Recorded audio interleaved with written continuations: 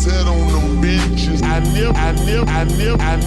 never talked to them boys that sat on them benches. I was in the game for 4 inches. Coach, coach, coach, coach, coach, coach, coach,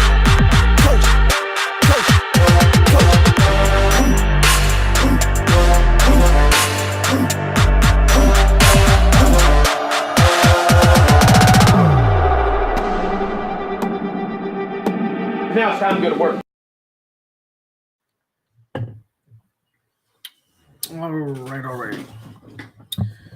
All right. Sorry for the late start, folks. I got caught up in some things. But what is going on, everybody? Woof, woof. A lot of stuff I want to talk about tonight, man. College football we're entering that time of the year in college ball, man, where, let me turn my volume up a little bit. We're entering that time of year in college football, man, where it's like the college football playoff is shaping. Conference championship games are shaping. Coaches are now getting fired, man. Once one domino falls, we see all the other dominoes start to fall. So with job openings, there's going to be talk about Florida State coaches going elsewhere. You know, all that stuff. A whole bunch of stuff to talk about. This is maybe the best time of the year, to be honest with you, in college football. Just a whole bunch of stuff. So we're going to get into all of it. So because I am late, we're not going to waste your or my time any longer. We're going to hop right into the topics. But obviously, first on the topic today, I didn't get a chance to do the instant reaction, so here we are, man. Florida State beats Miami 27-20. What do we think about that game, guys? I got to be honest, watching it on the field is different than watching it, you know, like even from the stands, or definitely way different, right, than watching it on TV. So I had to go back and watch it and actually see some things. And, you know, as far as I'm concerned, let me get this out of the way. I got to get this part out of the way. I've been watching Florida State football for a long time. By the way, before we get started, man, y'all already know, hit the like button, subscribe, share, all that good stuff. Share the video. We in here. You on 863 Seminole TV, livest YouTube channel for the Florida State football fan, man. Most interactive. So come on in here, join the conversation, join the chat. Let's get it popping tonight. I've been a fan of Florida State football for a while. I've never seen. I've only one other time have I seen the Miami fan base act the way they're acting, and that's when we beat them 2 years ago, and they thanked the heavens. That was the greatest loss in the history of Miami because it got them Mario Cristobal, and they were so happy and they loved it. And thank you so much, Florida State. And 2 years later, they're talking that same garbage. I've never seen a fan base so proud of a loss. And not in this rivalry. I don't know what's happened to the Miami fan. There used to be some pride in that fan base. There used to be some balls, some actual men in that fan base, some actual football fans in that fan base that actually, you know, talked ball and knew some stuff. Miami used to be a rival, man. I'm just going to keep it. I'm keeping it 100 when I'm saying this. Miami was a rival that I respected growing up. You know why? I have real life Miami friends, and none of them act like the way the internet Miami fan acts. I hate orange and blue to my core. But the internet has made me despise the Miami fan. It's closed the gap on those two rivals. There was a time where the Miami rivalry was a respected rivalry. And that's because real Miami fans that you may know in real life don't act like these suckers on the internet. Y'all know I'm speaking the truth right now. Good night, son. Y'all know I'm speaking the truth. Y'all know I am. These internet guys, these YouTubers, these content creators, they're pathetic to listen to. I'm telling you right now, I'm getting it off my chest. I could care less. They're pathetic. You Miami YouTubers are pathetic. The amount of moral victory, and I'm hearing, 27-20, y'all the number 4, is pathetic. Whatever happened to having some damn pride and saying, you know what, we took a L to our rivals, that's unacceptable. Nope. These boys are happy to be within 7 points of the number 4 team in the country. And we're going to get into the game here in a minute. We all know FSU, we have these lapses of execution where if we execute better, we should have beat Miami by 21. We know it. I know it. You know it. FSU left points on the board, but that's the team they are. It's the team they've been this year. So that shouldn't come into a surprise to anybody. Everybody should know, man, we have these moments where we just don't execute as well as we should, and we leave points on the board. And we're not even going to, we are going to talk about it, because that touchdown we gave up, man, we'll get into that. But these boys are pathetic. So I got to get this out of the way. These dudes are pathetic. I have never seen the amount of coping I've seen till the last 2 days, Sunday and Monday. These boys was happy to just be in the game. Listen to them talk. They was happy to just be there. That's crazy to me. That's absolutely insane to me when I listen to the way they's just happy to be there. Crying about safeties, like if those 2 points, okay, whatever. There's a bunch of terrible calls that night. Everything from, bunch of terrible calls. But I've never seen anything like what I saw this weekend. And speaking of the fan bases, there used to be some pride in that Miami fan base. I bet you Ed Reed is not happy. I bet you he's not sitting back saying, man, we kept it within 7 points of the number 4. Wow. Jeff with the $5 dono. Let's go ahead and get to that. You're right. I listened to some of that you're talking about. These YouTubers are pathetic. I don't see really any FSU content that's like that. Yeah, because a lot of us have some damn pride. That's why, Jeff, and I appreciate you. I appreciate you. Name is Jeff.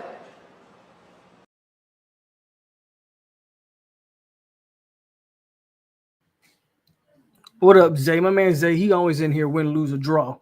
And Zay, you know who I'm talking about, Zay. So it may not be directed at you, Zay, but you know exactly who I'm talking about because you probably listen to these Miami YouTubers. You know exactly what I'm talking about. These boys are happy just that they were in the game. You know it and I know it. Y'all, your fan base is happy to be there. But let's move on because I'm pretty sure I'll circle back around to that throughout the video. FSU wins 27-20. Here's where I'll say something nice about Miami. I want to speak on Emory Williams. I don't think Emory Williams is a bad quarterback. He's not a ready quarterback. Let's say that. Emory Williams should not have been playing in that game. That injury is a reason why, because he's not ready to be in that type of game with that type of physicality. But shout out to Emory Williams for actually having heart. Shout out to Emory Williams for going out there and putting himself on the line. Broke his arm. I think a compound fracture in his arm. He was only 8 for 23. So the notion that if he had stayed in the game, they said the same thing about Riley Leonard. Like these quarterbacks have god-awful completion percentages. If it's not for a Kevin Knowles, I've watched that play a million times. I can't figure out, and I've tried my damnness to figure out what the hell Kevin Knowles was attempting to do there. Very reminiscent of that play with the Vikings. Remember Stephon Diggs caught the, what team was that against? Was that the Saints? The Saints and the Vikings a couple years ago? Very reminiscent of that. Maybe the worst. I've never seen a ball be played so terribly. If he had just played the ball, at worst, it's a pass interference. He hits Jacoby George. He runs right into Jacoby George, pass interference. I don't know what Knowles was looking at. I also don't know why we continue to put him out there when Hussey has been light years better every time he's been on the field. But that's whatever. 175 yards, about 8 yards a pass, 2 TDs. So shout out to Emory. Of course, TVD came in and iced the game like we knew he would. Shout out to TVD. Chaney had 12 carries for 85 yards. Fletcher had 16 carries for 47 yards. Now, this notion that Miami ran the ball so effectively. In the first half, they absolutely did. In the second half, they absolutely did not. They absolutely did not in that second half. Jacoby George led all receivers with 5 catches, 153 yards, and 2 touchdowns. I don't see Restrepo in the box score here. Go figure. Colby Young had 2 for 29. Bashard Smith, 2 for 18.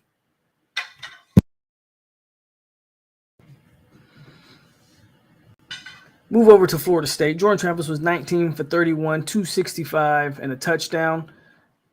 Trey Benson went 16 for 80 and 2 touchdowns. And then our next best guy was Toa Philly, who had 6 for 9. We did not run the ball very well either. Yards look a little better if Jordan Travis doesn't have 8 carries for negative 30. How many times did Travis get sacked? I'm not 100% sure. Matter of fact, we'll look it up right now.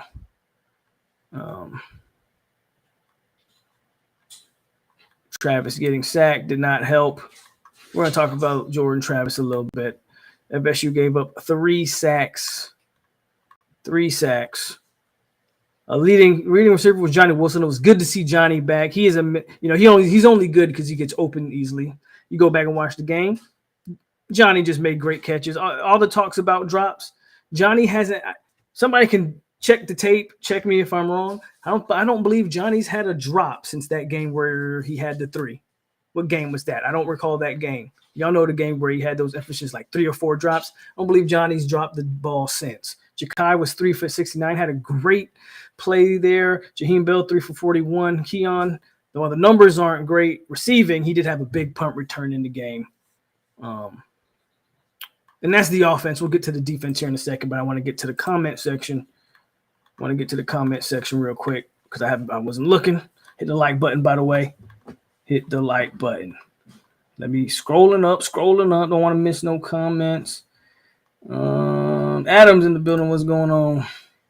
What's going on, Adam?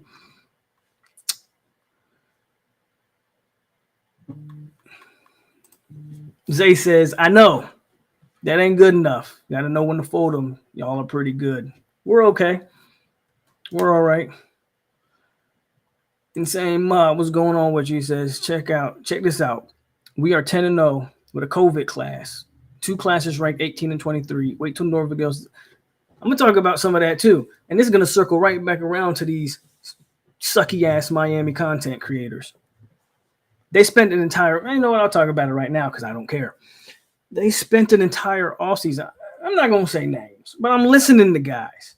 Because I do that. I like to listen to sports talk. So I listen to all kind of – I listen to Georgia football. I listen to guys. I'm listening to guys, and they in the offseason they're saying how, Florida State, man, we shouldn't be scared of those guys. You check the recruiting rankings and check the transfer portal rankings. They're not better than us. We're more talented. We've got better players. We've out-recruited them for 3-4 years, blah, blah, blah, blah, blah, blah. They're not wrong in that aspect. What they're wrong about is that games don't get played on paper. They get played on the field. So all those rankings go out the window when you actually line that shit up. But here we are. They're talking about recruiting. As Insane Mob points out here, it's not like Norvell's been killing recruiting since he's been here. He's had an uphill battle in recruiting and on the field. And now I'm listening to Miami guys say, oh, Miami's closing the gap, as if Florida State has had this massive gap the last 3-4 years. Like, oh, I don't know, we were in just 5-7 2 years ago. But somehow there's this gap between Miami and Florida State, and Miami's closing the gap. Are you guys insane? No pun intended, Insane Mob. But are you guys nuts? The gap is closing between Miami and Florida State. The other way around, FSU's the one catching up in recruiting rankings. Yeah, I don't know. Top 3, go check it. Yeah, we're the ones closing the gap. We already have the better coach, which is why we've beat you the last 3 straight years. Mike Norvell's been on the field. He's completely outcoached and outclassed any coach that's been on Miami's sideline. We're the ones closing the gap. Oh, gap's closed. We're about to take off. This number 3 class coming in. Oh, and it keeps getting better day by day. Go check. Just want to get off. I got a lot of stuff to get off my chest listening to these Miami guys the last couple of days.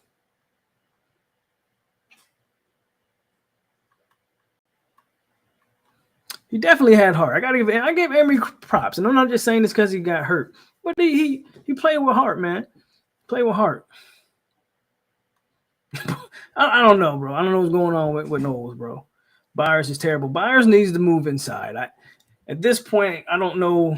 I understand why he's playing tackle at this point because your other guys are hurt. I saw Bless and Darius, if I'm not mistaken, being on the sideline. They got the start. Or at least I know they were in there on the second drive, Bless and Darius Washington. Once again, I don't recall seeing – I saw Robert Scott on the sideline. I don't recall him getting in the game. I'm pretty sure he did. Byers is there at a necessity. My hope is that next year Julian's ready to go. Maybe Lucas Simmons can get a head start. Maybe we can get him on the field next year, hopefully. And we can move Byers inside or something because – hey, man, I've been talking about Byers since spring, so I don't want to keep beating that dead horse.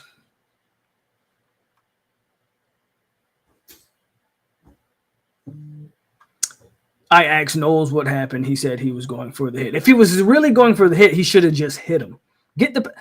I'd much rather you get the pass interference, bro, than give up that.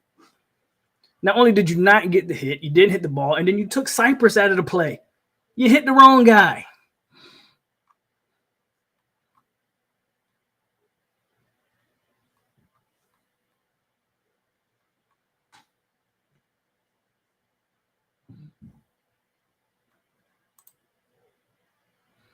We see why they're trying to bring in the DB class is insane and continues. It looks like they got another guy ready to go. I don't know. But Kai Bates just decommitted from LSU, and he was in Tallahassee with your boy this weekend. Not with me literally, but y'all know what I mean.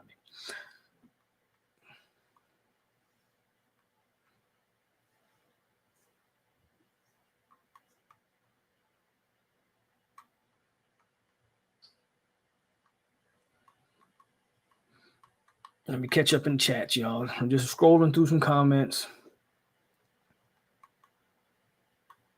What's up, Kendrick?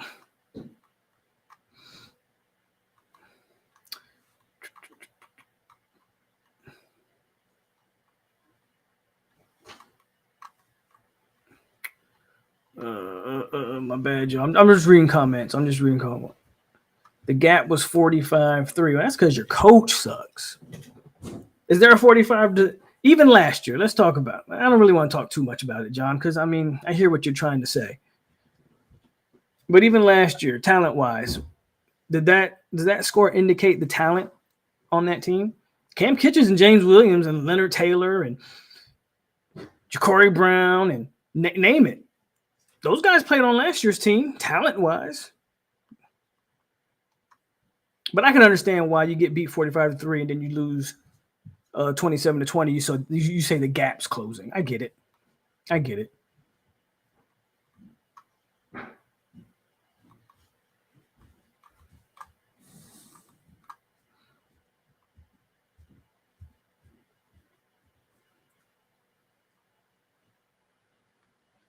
I think Jeremiah, a lot of smoke around that. I'm not ready to call that yet, but I know there's a lot of smoke. If I'm not mistaken, I also heard Jeremiah Smith took some Ohio State stuff off of his Instagram. I don't follow these guys on Instagram. That's just something I heard. If you can verify that, please do. But that's what I heard. That man was short of the line. Them ACC refs are trash. Save all that heart crap for Rocky movies. Straight up. No, man, I ain't bothered nobody on the sideline. I was just there, just watching. Just watching.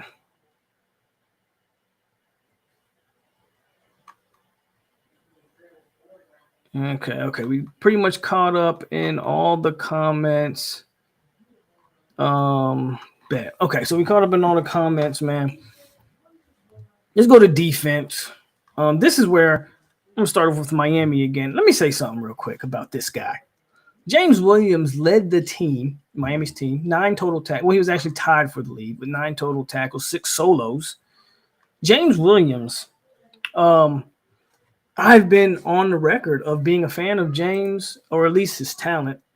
Talked about James plenty of times. I mean, it's not every day you see 6'5", 230-pound safety, that moves the way he does.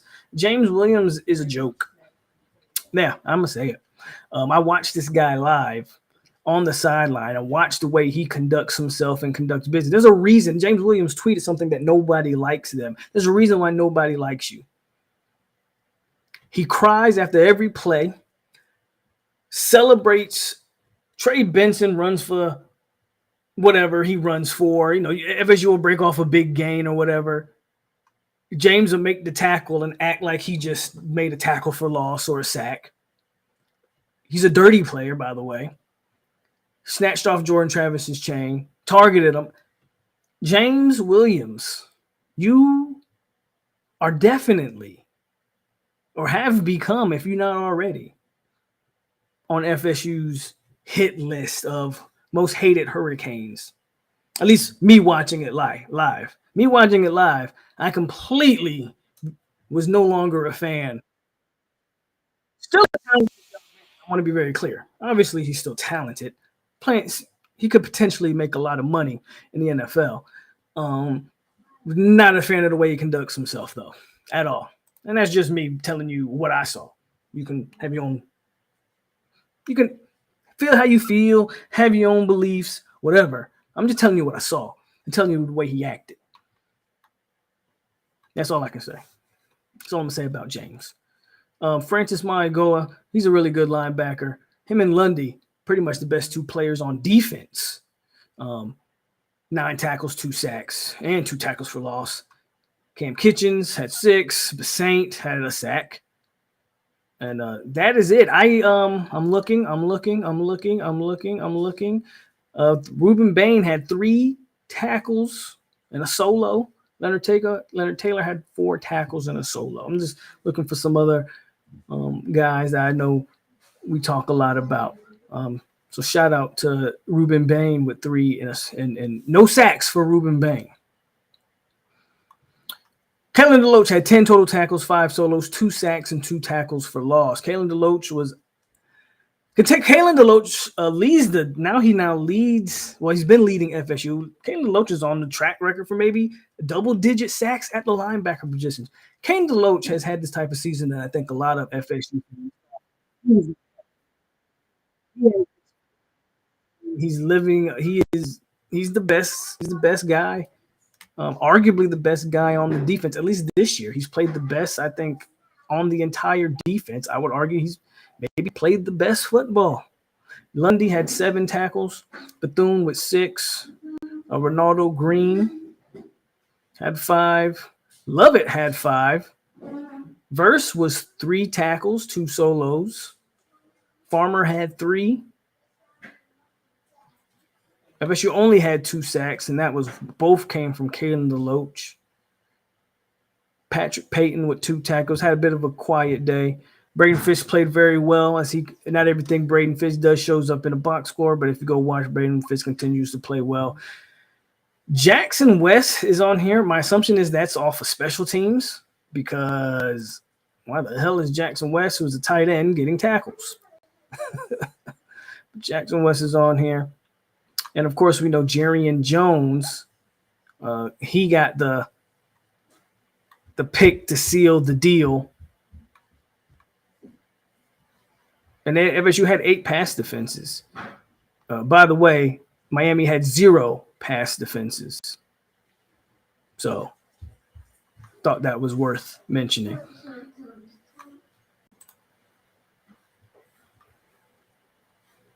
I thought those were 2 very solid defenses on the field.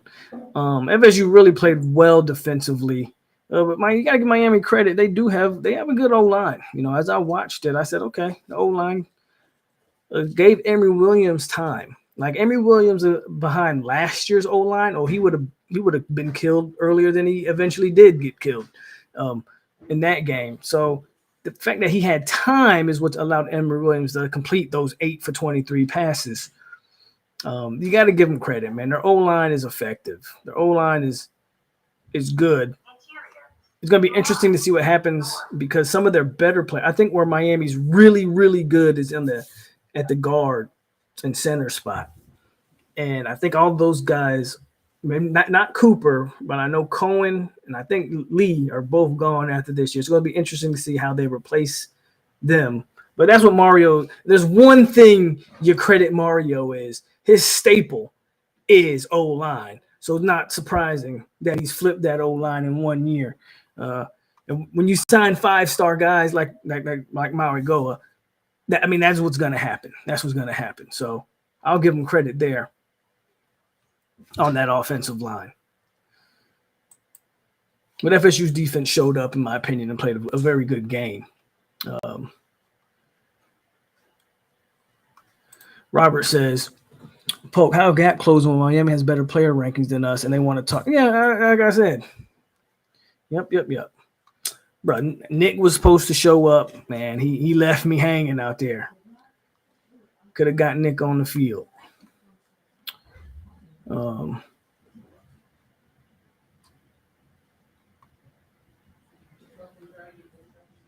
Is my audio still messing up? Uh-oh. Let me check my audio.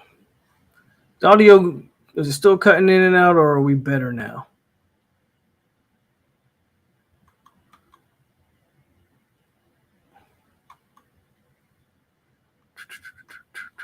Just let me know. I didn't realize it was cutting out, so let me make sure I'm all hooked up here.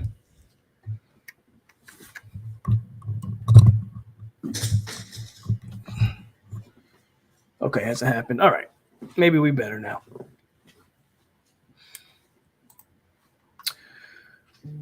Borregales was 2 for 3. So Fitz was 2 for 2. So, I remember saying Borregales was an edge, and he actually missed the field goal. We talked about Keon Coleman with his big punt return. And both punters had exactly the same amount of punts, the same amount of punt yards, and the same average. So both punters punted 7 times for 343. The difference was Dylan Joyce had only 1 kick inside the 20. And Mastromano had 5 kicks out of 7 inside the 20. So FSU owned the field position battle. And it's one of those games where when you watch it, you go, man, we should have, we definitely should have won by more than 7. Now we can actually get into like the game and what I like, didn't like. We can talk about all of that. At the end of the day, FSU beat the rival 27-20 and should feel good going forward. Jordan Travis, let me get a drink. Jordan Travis was in a boot.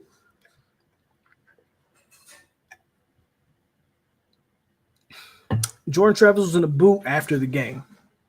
What does that mean? I don't know. I think sometimes we make a little bit too much about the players being in boots. I think they do that a lot nowadays. But it does say something, in my opinion, about why he's not running I think it means I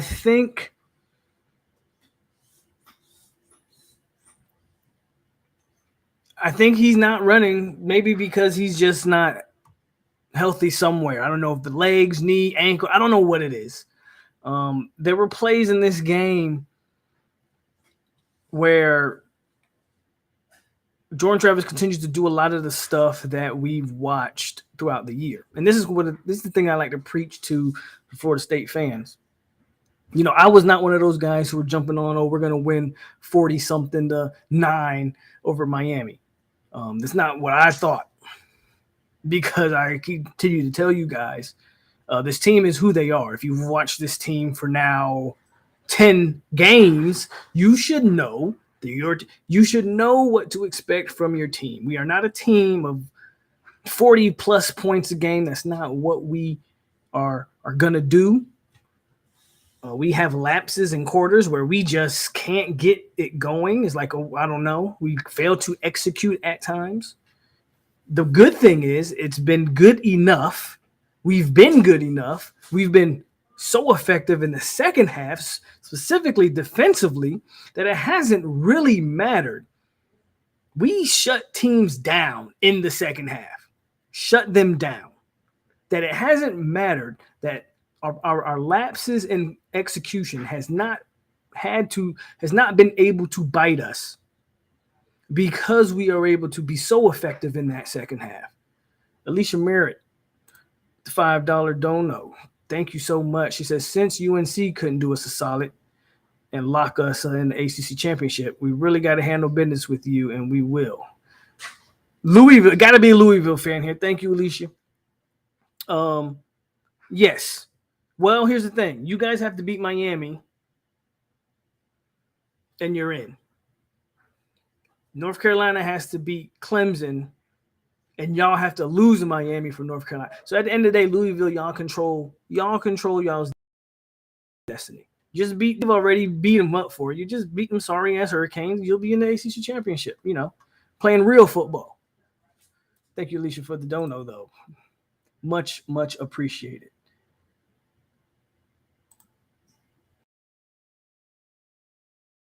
Clickety clank, the money goes into my piggy bank.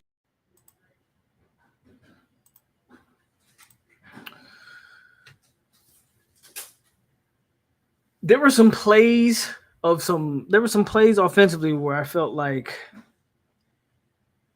the obvious blitz was coming, and I wasn't a fan of some of the play calling on the blitz. I don't know. We didn't attack the blitz like I thought we maybe should have.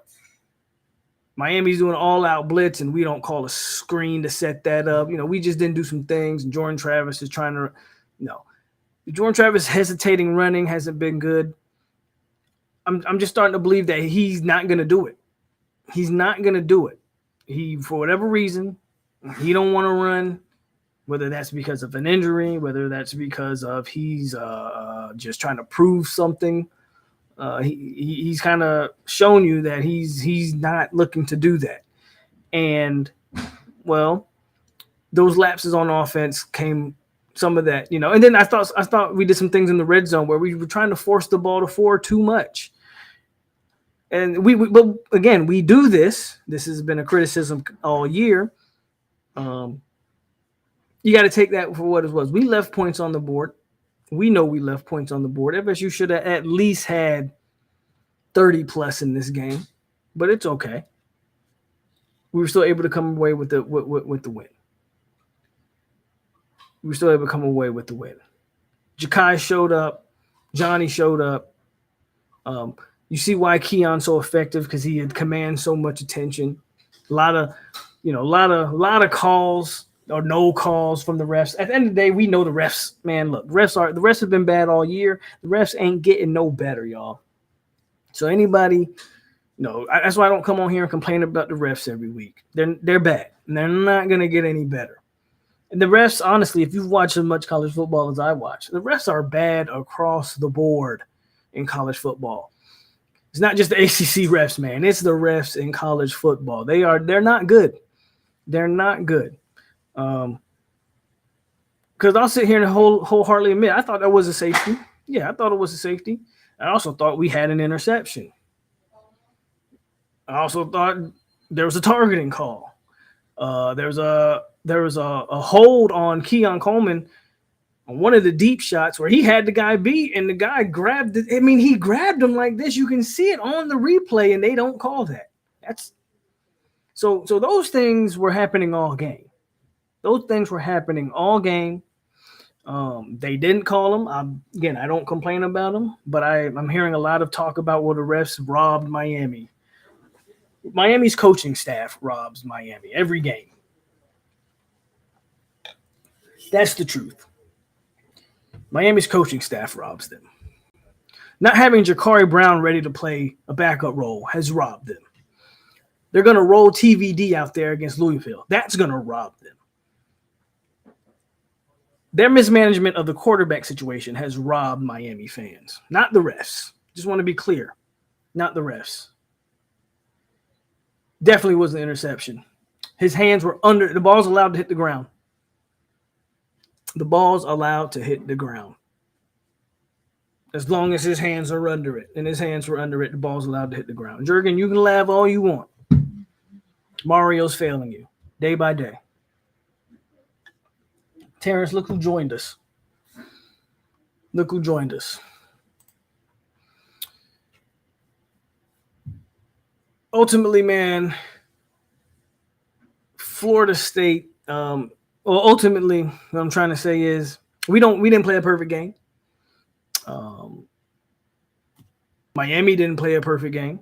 And it was a tough game, a tough, hard-fought game, and it's the way the rivalry game should be. The 45-3, the 52-10, those are exceptions to the rules. If you actually look at this rivalry, they're usually one score down to the wire type of games, right? So for me, I'm the only one I felt like that wasn't shocked by this game. I don't know. Again, I don't know where we got into this 45-6 nonsense that we were talking about all week, right? But that's not the team we are. Until we understand that, Florida State fans, you're going to continue to disappoint yourself. Not the type of team we are. Briley says, honestly, winning this game made the season for me. Got more than 10 wins, made the ACC, beat the Canes again. I mean, a loss to the Gators or in the ACC championship will spur it a bit. Loss to the Gators, I think you tried to say, or in the ACC championship will spur it a bit. And speaking of what Briley's talking about, but with all these injuries on the O-line, this squad has impressed me. Season ain't a success yet, but no matter what happens, it won't be a failure either. I feel that. But to your first point here, I said it, man. I think FSU's ahead of schedule. I think we're ahead of schedule. I think we are. I think most people before the year, they would have said ACC championship game. That is the goal. Well, they're in that. That's locked up. They could lose the next 2 games and still be in the ACC championship game, right? Which we know not going to happen. FSU is going to at least have an 11-win regular season because they are going to put 70 on Northern Alabama, right? We know that much. We know that.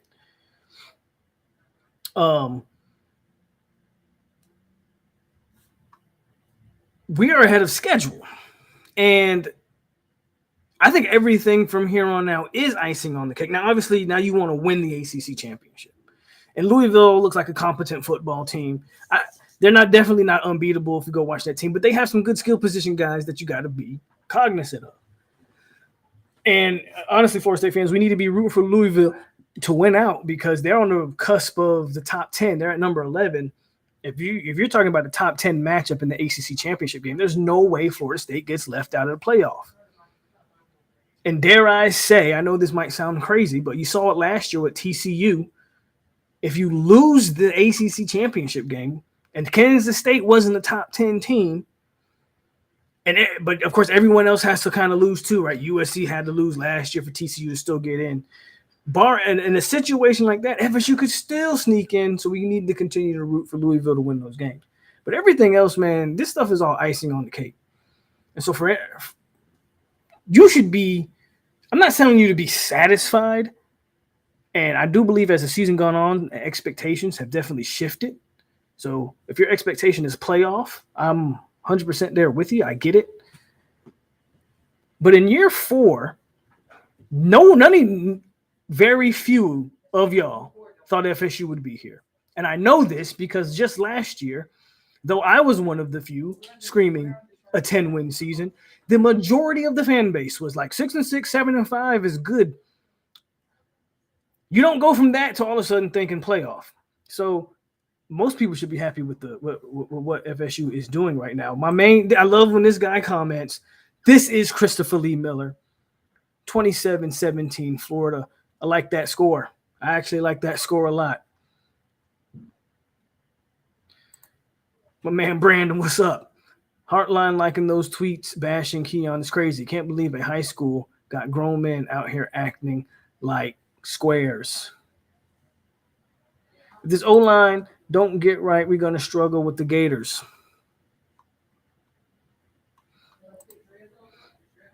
Hey, and we got Uncle Lou talking, of course. And I think Uncle Lou's hilarious, but he trolls. Uncle Lou, that's what he does. He trolls. I don't care what Uncle Lou says. You just have to have that same energy. If FSU is allowed to struggle with their rival, they beat a terrible Auburn team 27-20, if I'm not mistaken, and they trailed in that game. And trailed against this terrible South Carolina team who's, 2-6 or 2-7 right now? Come on. Georgia's not perfect, even though I'll tell you right now, to what they just did to Ole Miss, that's the number 1 team in America.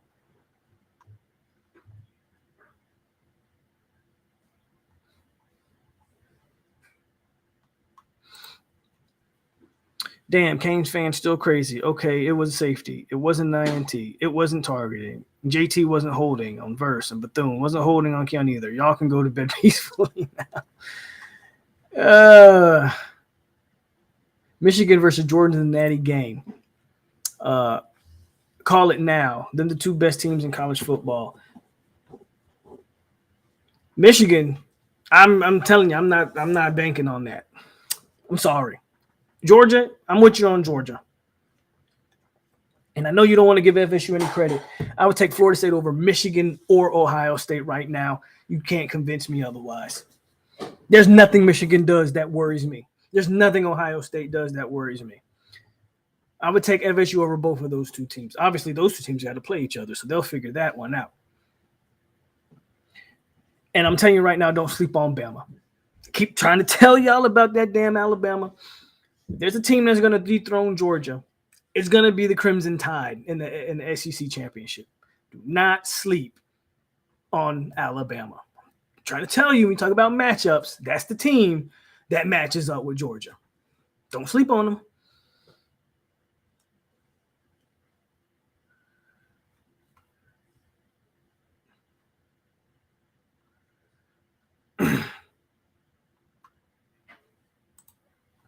Our O-line just looks like they don't get in the weight room.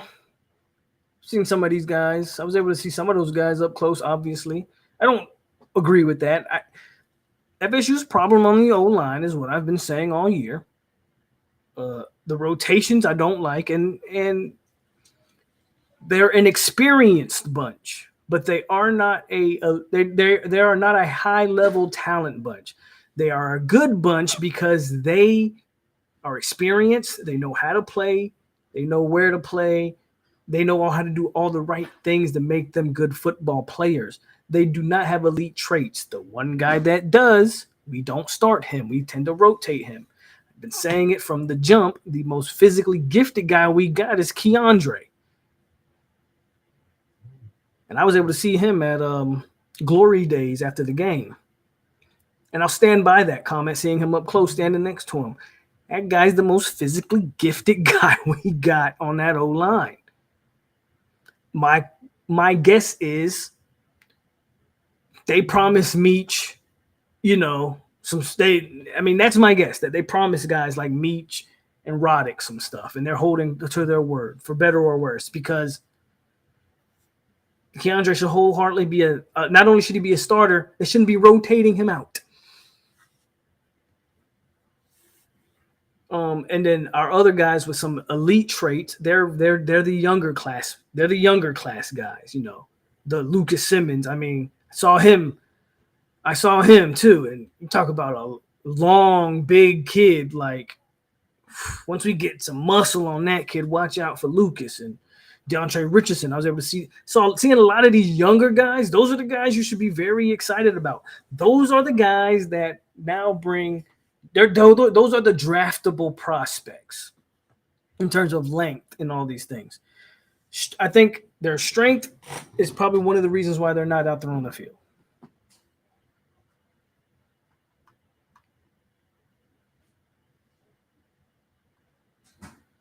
Yeah, that's pretty much. I think that's pretty much locked in at this point. If Georgia beats Bama, I'm okay if we lose to Georgia in the playoffs. I mean, that's the team, man. No, I mean, Roddick's not great. Again, Dylan Gibbons, we miss him. Roddick has not been able to replace Dylan Gibbons. I think if you move Byers into that spot, I mean, a lot of people say it, not just me. Armella can't be worse.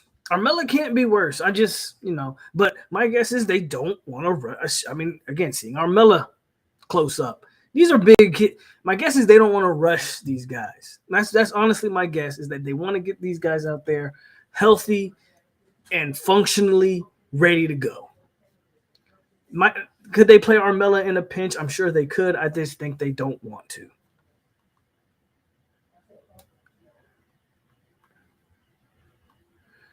Problem is, at this point, I'm not sure Robert Scott will ever be healthy again. I mean, if we're just being honest, he hasn't been healthy in 2 years. I'm not sure he's all of a sudden going to get healthy. Maybe he can have a Landon Dickerson type comeback. I mean, I hope so. If our tackles were Robert Scott and Bless Harris, oh yeah, we'd be a whole lot better. We'll talk about that. I want to wrap up. We're going to wrap up here with the Miami FSU, and then we'll talk about college football as a whole.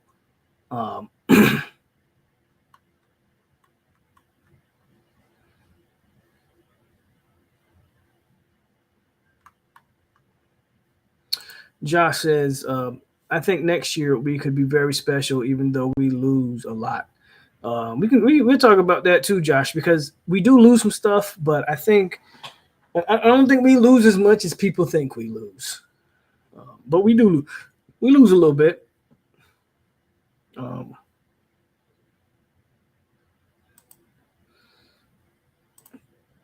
Corey, we finally went to a bear front to stop the inside zone. Fuller should have made that adjustment immediately. And we start sending safeties. It takes Fuller a half to figure stuff out. You think we get Kai Bates? I don't know. I know it's interesting that he decommitted after being here this weekend. I don't know. I know if Patrick Surtain is talk about the hire of the year. I don't know if there's been a better one than that one. And I talked about early on in the year when there were some thoughts that FSU kind of struggled and where they struggled defensively. It was there in that secondary where we said, man, we just need an uptick in talent. Well, they know you can see why. You can see why they're taking as many DBs as they absolutely understand with the way Florida State tries to play defense in the back end, which is pretty much man-to-man, safeties over top. They are trying to add elite athletes. They're trying to add elite athletes. Keem was on the sidelines, looked healthy. He was jumping around. I don't know if Keem got in the game, but he was jumping around celebrating. So he was dressed out on the sideline. He was dressed out and on the sideline. Let's wrap up with this game, man. I'm not going to go into the grading of the positions because I still haven't really went back and watched the complete game the way I want to watch it to grade. But I'll say this. Defense, that first half, I'll grade it like this for you guys. Offense in the first half was very average from what I could see. Defense in the first half. While they only gave up 10 points, they were allowing some big runs. And I'll give them a C as well. I'm looking at that play with Knowles, and if I can just take that play out of the equation, your second half defense shut them completely down. I think Miami had only 30 yards rushing in the entire second half or something like that. They couldn't run the ball. The freshman was only getting 2 yards a carry. Mark Fletcher, shout out to Chaney. He had a good game at 12 carries and 85 yards, but FSU, and then Kalen DeLoach being who he is, FSU, as a whole, I'm going to give them a B game. I'm not going to grade it position by positions. I'm just going to say, as a whole, I'll give it a B game. Definitely not our best game. I still, believe it or not, 10 games in, 10-0. I still don't think FSU's played their best game.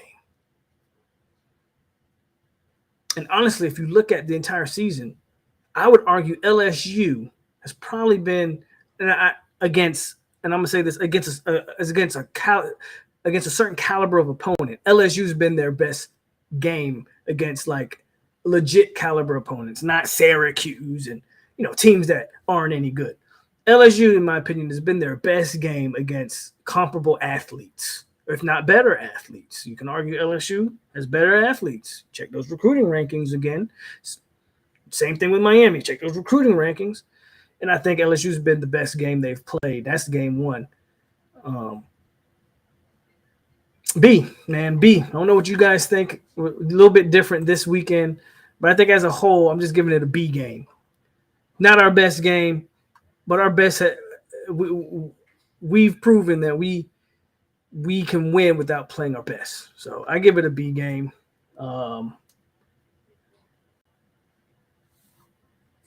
9 carries for 5 yards. There you go. Like pretty much shut them down in the second half. 9 carries for 5 yards. The man had 12 carries total. So that tells you, that really tells you everything you need to know. So second half, man, they shut it out. And then the helmet sticker, they are going to definitely get a sticker tonight. They're definitely going to get a sticker. And I think it's pretty obvious, in my opinion. Kalen DeLoach, he is the guy. He is one of the better backers we've had here in a while. He's stuck it out through all the process. He's stuck at. He's been in the trenches, even when we were down and out. I remember when the first mass exodus was rumored, and a bunch of rumored names got leaked, and a lot of those names did hit the portal. And Kalen DeLoach was on that list. And his dad actually got on Twitter and said, it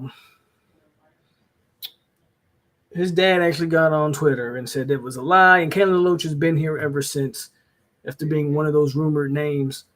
I think this might be his first helmet sticker. I don't know if it has been, but he gets a tomahawk here tonight. Tyler just put a link in the I actually want to see what you just put in here, Tyler, so I can check that out. Hold on.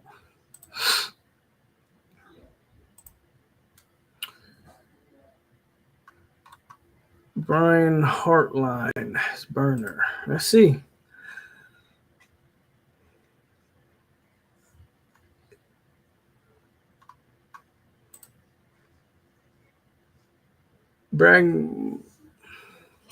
Hartline apparently liked. Interesting.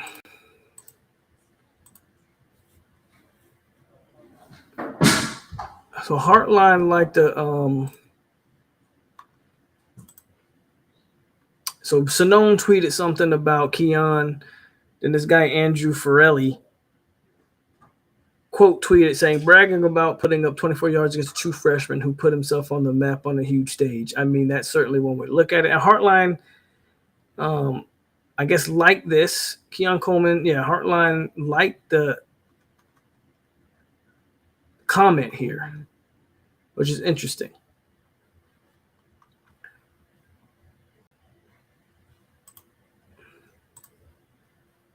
Don't know what to take from that, but he might want to worry about Jeremiah Smith, and he better keep recruiting that kid because he might lose out on that one.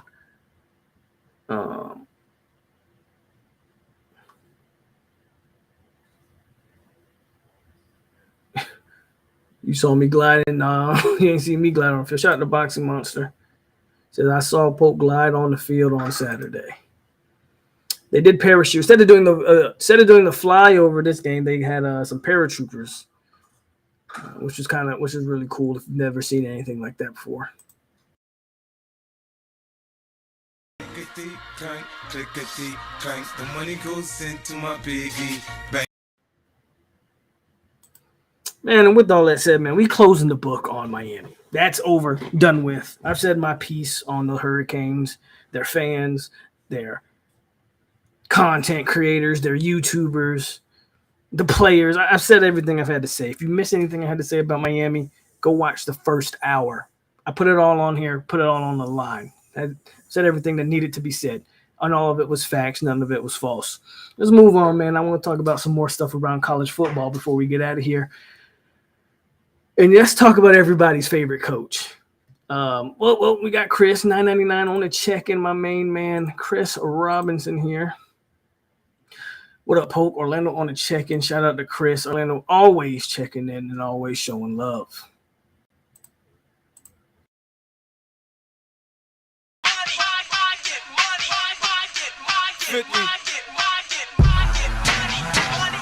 I get it. I get it.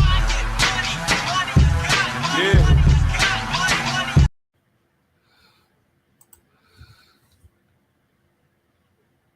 Your favorite coach, guys. Now, here's the funny thing about everybody's favorite coach. This man got paid $80 million to go away. So even though we're gonna laugh, even though we're about to sit here, we're about to talk about Texas A&M and the cluster that is Texas A&M, and how I got bad news for A&M guys. At the end of the day, Jimbo wins regardless. First of all, I don't know if it's just me or the last 3 or 4 years. I don't feel like Jimbo's been motivated. I think when I watch Jimbo at A&M the last couple years, when you listen to him talk, that does not sound like the guy from like 2007 to 2013. That guy that we knew, not everything after 2013. We know what kind of happened after. But that motivated coach who had set college football kind of on fire from 2007 to 13. I haven't heard that guy in years, and listening to him the last couple of years at A&M, it's like it was almost obvious like that he was begging to, in my opinion, it almost seemed like he was begging to get fired. The man gets paid $76 million to go home, probably get a cushy ESPN analyst job, and I think I heard they're going to pay him, I think, $19 million lump sum to get the thing started, and then I think $7 million a year after the fact. You're talking about a guy who's going to man's going to get paid $7 million. On top of the fact that A&M's now have to buy out a coach and then pay his salary for the next X amount of years. So I don't want to spend too much time on Jimbo because we could all see it coming with Jimbo Fisher. Maybe this firing gets us the number 2 receiver. Everybody's talking about Jeremiah Smith. We may mess around and get the number 2 receiver in the country, who also was in Tallahassee this past weekend. But with all that, A&M is the real joke here, because A&M is a school that I keep hearing people say, "Man, Texas A&M, they're a sleeping giant. They eventually they got no." There's a reason why the school hasn't won anything since World War II. 39, to be exact. 1939. I believe that's when World War II started, in 1939. They have not won a national championship since then. They were in the Big 12 for years, and it's not like they were competing for the Big 12 title every year. This notion that A&M all of a sudden is going to get good, their pockets didn't just become deep. As a matter of fact, I listened to I think it was a podcast, a video of a guy who knew almost all of A&M's history. Jimbo Fisher wasn't the first time they made this huge move to get a big-time coach. Bear Bryant, they did the same thing. There's a history of A&M making big hires, spending big money, and it's never worked. It's never going to work. If money bought you championships, you realize SMU raised $100 million in a week. SMU, the Mustangs, the team that's coming to the ACC next year. These schools have money. More than a lot of y'all think. And that's right. A school like SMU has money. A&M has money. Money's not what's winning natties. A&M has some weird traditions, man.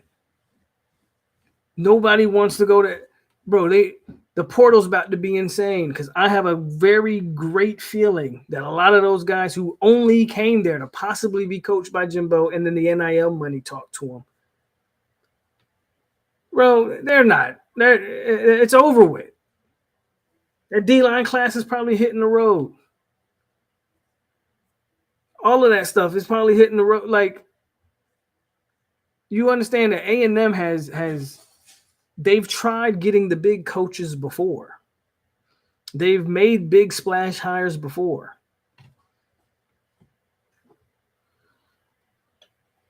And if you think by firing Jimbo Fisher that all of a sudden they're going to, bro, none of that matters. None of that matters.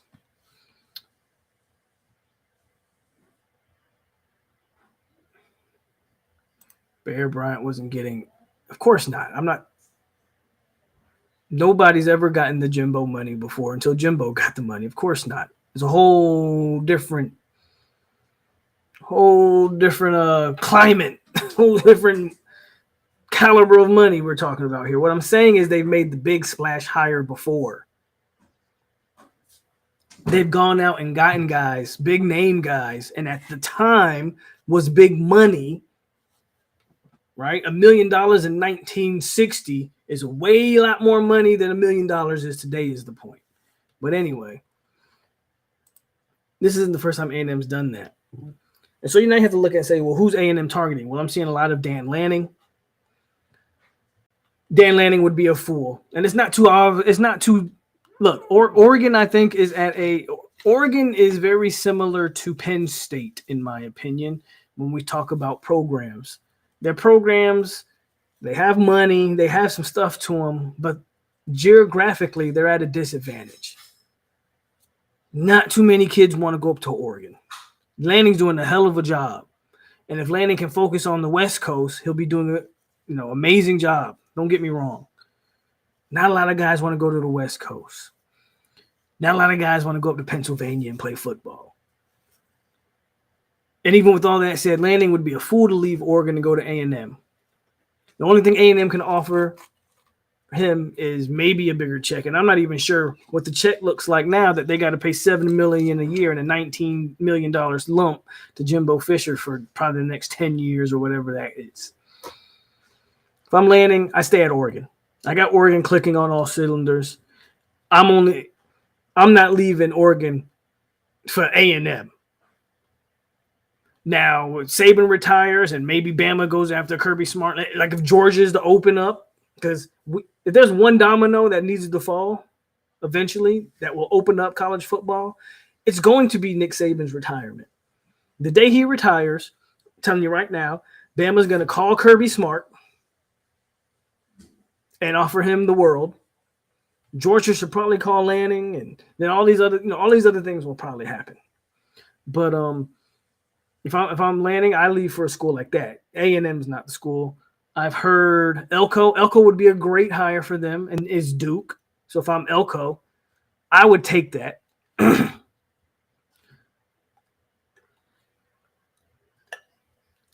Elko's going to bring a whole different identity to them, a defensive identity that they can kind of bank on there. So Elko's I think is a good hire.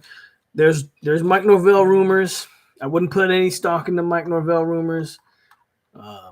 I think it's funny, but yeah, I don't think Mike Norvell's a legit candidate. But I do think if you're Mike Norvell's agent, you put his name out there because you're gonna force FSU to, pay him some money. So a lot of this stuff is gonna be coaches getting some money. I think Les Miles should be a look. Les Miles is never gonna get over any type of hump at Ole Miss. If you listen to Les Miles interviews, he's pretty much sick of Ole Miss. He knows he can't recruit a certain caliber of player at Ole Miss. He wants to go. He's been trying to flirt his way to Miami, and even before the State's job opened up, he was trying to get his way. He don't want to be an Ole Miss. I think Lane Kiffin was at FAU at that time, though. But anyway, A&M maybe could give Lane Kiffin a call and see. I don't know why I said Les Miles. My bad. Y'all know who I meant. Lane Kiffin. Give Lane Kiffin a call and get him out of there. I think that would be a good look. I don't know how great of a hire that would be. I know Lane is a little different, but I mean, maybe it fits, right? Maybe it fits. And then I don't know who else is realistic. I mean, I heard one that I think on the surface makes a lot of sense. And that's Dabo Swinney. Dabo Swinney seems something about Dabo and Clemson, right? They seem to not be on the same page anymore. Maybe A&M can do Clemson a solid and get Dabo off of the books there. Dabo can get a fresh start. Now, here's the problem with Dabo. Dabo's going to have to use the portal. Dabo's going to have to use the portal. Dabo's going to have to do the things that Clemson isn't making him do because A&M's going to make him do those things. And that'd be a very interesting opening if Clemson opens up. I don't think that Clemson job has the pull of other jobs, so I'm not so sure Clemson replaces Dabo with like some big-time coach. But that's an interesting one. There's some interesting Dabo will never get the Bama job. I can guarantee you that. If you think Dabo wouldn't last a year at Alabama, because the boosters are going to tell Dabo has this is what I'll say. He has a great situation in Clemson, South Carolina, because no one's making Dabo do anything at Clemson that he doesn't want to do. So it's perfect for him at Clemson because he can run the program how he wants, and Clemson just is happy to. Clemson's happy to have those two national championships, and they'll probably let Dabo go off into the sunset like a Beamer or Joe Paterno or somebody.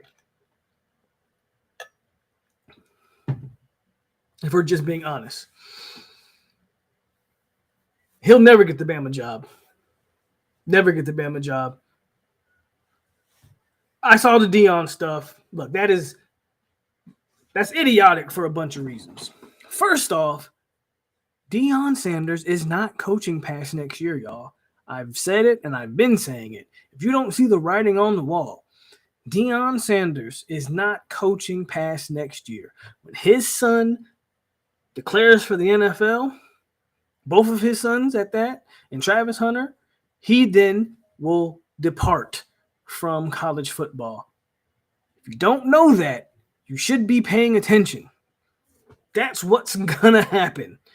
You don't flip a roster with 60 transfer portal kids and then now threaten to do almost the exact same thing going into this upcoming off seasons. If you're not trying to win right now, he's not trying to build a program. He's trying to maximize everything he can in the shortest amount of time that he can. Deion Sanders ain't going to Texas A&M. It would be a cool fit. He lives in Texas, right? His son went to high school in Texas. It'd be a very interesting fit. But again, that's a school that I don't know. Are they going to let Prime be Prime? A&M has some weird stuff. Again, I say this all the time. A&M has weird stuff that they do. They have some weird traditions. Deion went to Colorado, canned all of Colorado's traditions, brought in his own traditions. Colorado has let Deion have full reign because, of course, Colorado's going to let Deion have full reign because they ain't been relevant since Cordell Stewart was there. And now they lead the nation in viewership on any given Saturday because I tune into almost every Colorado game. I'm not going to lie to you. But he ain't going to A&M. A&M ain't going to let Deion be Deion. It's just not going to happen. It's just not going to happen. It's an interesting situation because it's Texas, but he's no fit at Texas A&M. Just not going to happen.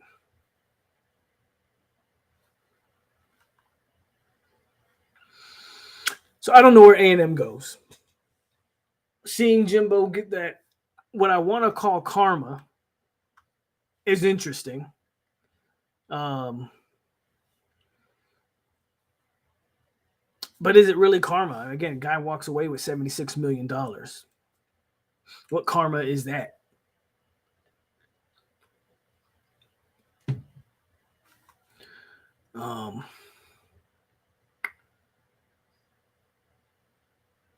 There's a reason. You know what he said when he decommitted?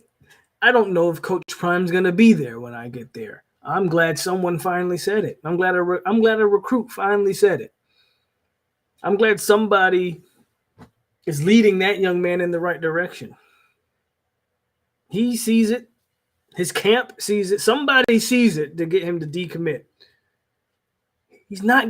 If you are a 2025 guy or above, you shouldn't be even looking at. He's not going to be there. And if you're the class of 24, it's actually kind of crazy. Everybody called Deion Sanders this amazing recruiter. Do y'all want to know what Colorado recruiting rankings are right now? Everybody called Deion this incredible recruiter.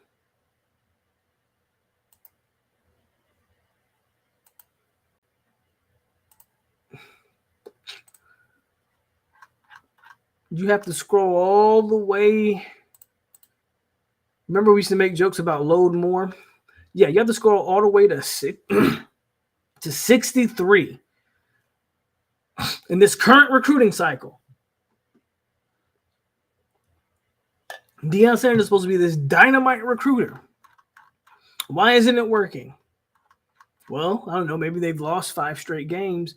And I think kids know this guy's in it for the immediate return, not the long haul. They are the number 63 recruiting class in the country. I'm sorry. I don't see a situation where Deion Sanders jumps 40 spots. I'm not sure they finish in the top 25 at this rate. I know they're not getting the offensive tackle out of IMG. The next big guy they'll probably get King Edward Joseph, right? That's his name. They'll probably get him. And that's about it, man.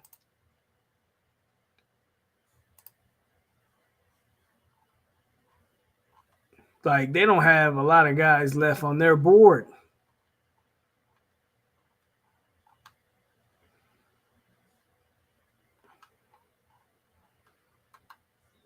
A newsflash. The spots that he needs to recruit better, those O-line and those D-lines, he's not getting them. So I know we kind of jumping all around, but it's because we're talking A&M football right now. That's where we are there. Exactly. I want that kind of karma too. Give me the Jimbo Fisher karma. Give me that. USF is a real interesting program in the next few years with the G5 guarantee and the college football playoff. I'm expecting them to make significant investment in a series. It's actually interesting that they haven't made more of an investment when you look at UCF. It's like, I don't know what USF has been waiting for, but We'll see what happens with them.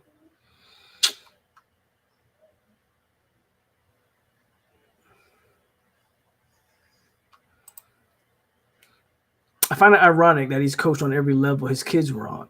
When they moved up, he moved up. The writing's there. Everybody wants to ignore it. High school, he was coaching high school, and what happened? Yep. When his kid was going to high school, that's why he made that jump. Everybody says, "Whoa." He took the Jackson State coaching gig to help HBCUs. No, he didn't. It was the only school that had to give him a job, and he knew he wanted to coach his son at the next level. I mean, the writing's been there. Everybody knows the writing's been there.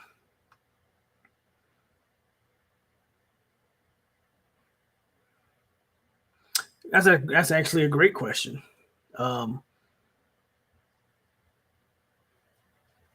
It looks like, I mean, if you're Cromartie and you haven't seen the field, I mean, who knows?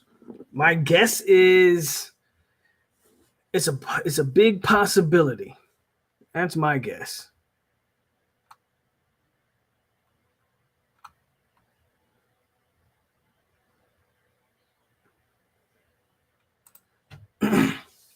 When Jimbo was here, FSU was putting money into everything but football.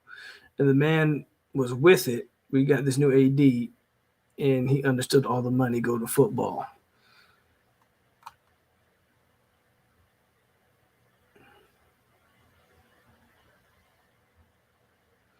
Yeah, he's probably going to get King Edward. That is a kid I want, and I think he's a take. But apparently, me talking to people, I guess FSU doesn't see him as a take right now. They got some other guys that they're looking at. So it'll definitely say when he commits that he beat out FSU and UGA for him. But apparently, FSU isn't recruiting him as hard as I think we should, because I actually think that kid's very talented. But at this point, Florida State's, they were targeting certain type of guys.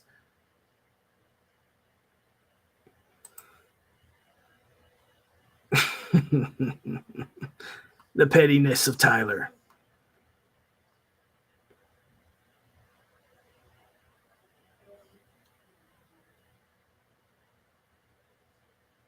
Yeah.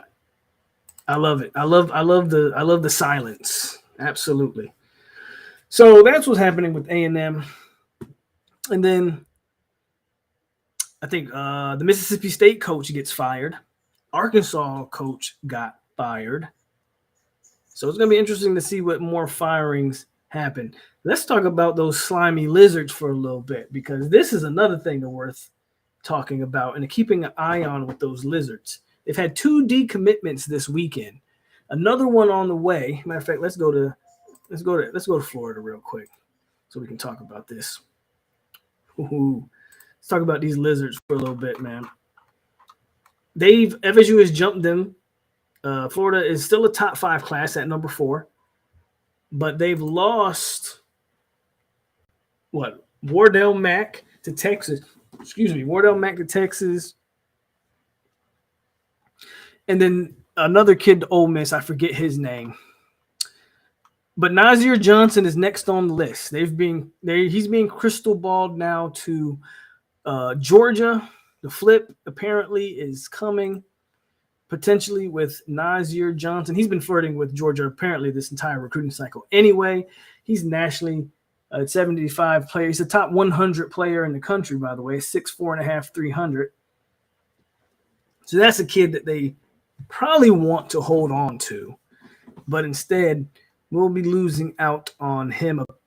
It looks like. Now we'll see what happens with that. But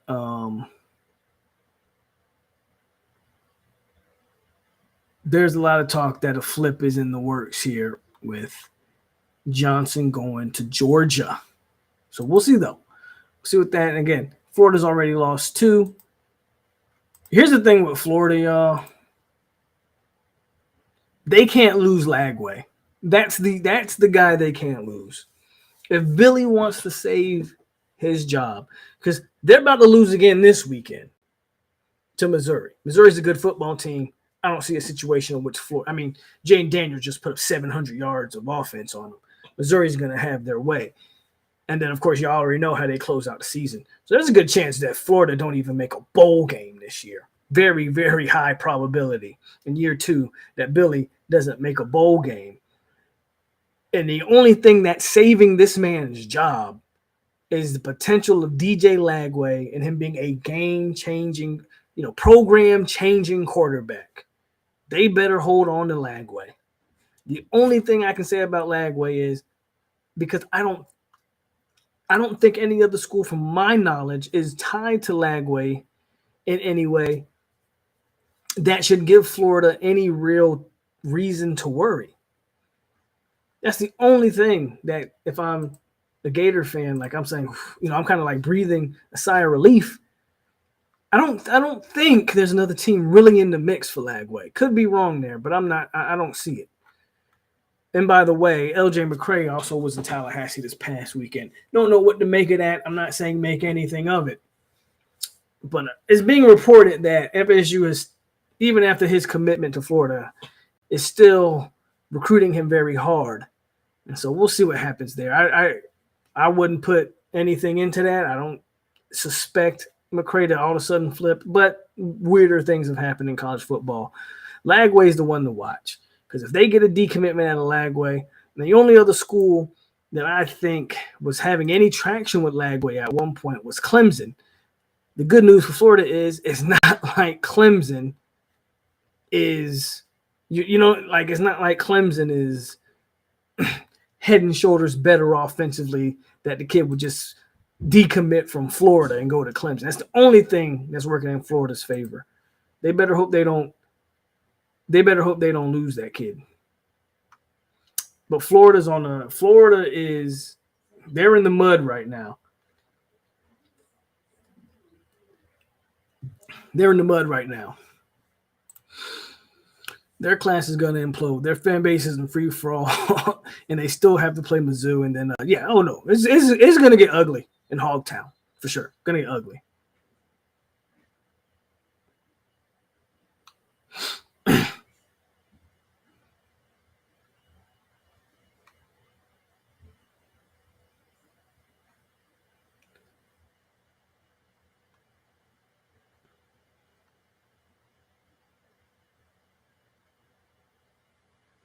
You think so? I think next year could be his last.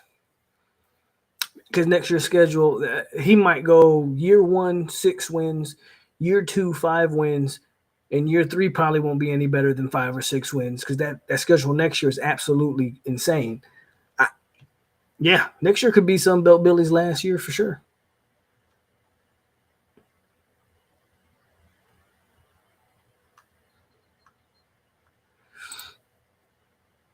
Kane's trying to avoid a 4-game slide after a 4-0 start. Miami, I'm telling you right now, if Miami loses to Louisville, they're going to finish 6-6. I think Boston College is going to finish them all. Miami's trend has been they put all their eggs into the FSU basket, they fail, and then they'll give up on the rest of the season. Here's the problem with Miami. Emory's out.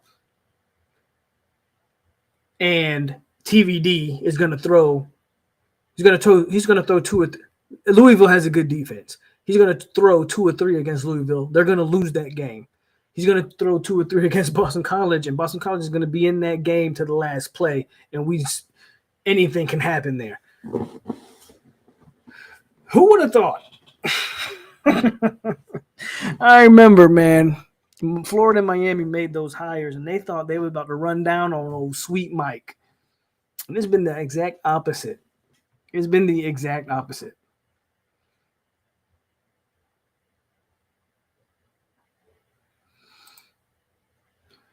You think Miami fans will be talking moral victories after 6 wins and probably a bowl game L? The Miami fan base reminds me of FSU's fan base a couple years ago. Because there's the people that Mario can do nothing wrong. And regardless of all the mistakes he makes, they are going to tell you that he is God in orange and green. There's another half of Miami fans that Mario can do nothing right. And then there's always people that call it how they see it.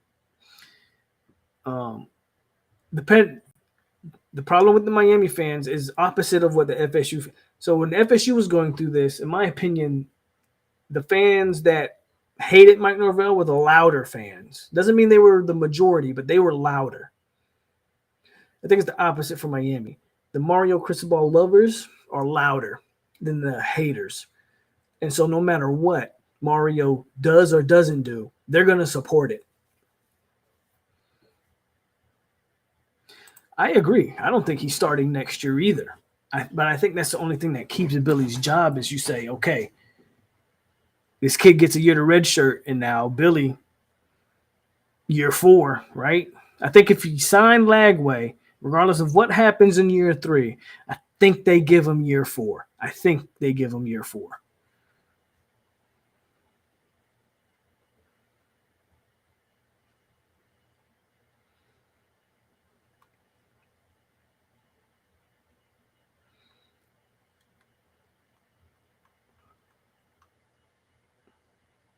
If you don't win the Natty, it don't mean it means more than it means more than you think.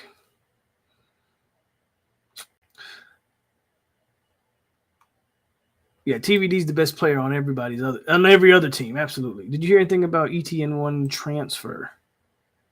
No, I know his brother hasn't been happy with the way he's been used, but I don't think anything's happened there.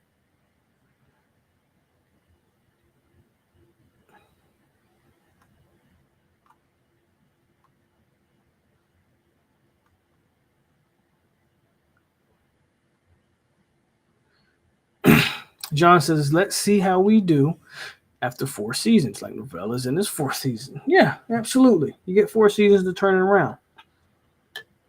Or however many seasons you want to give the guy because he's your coach.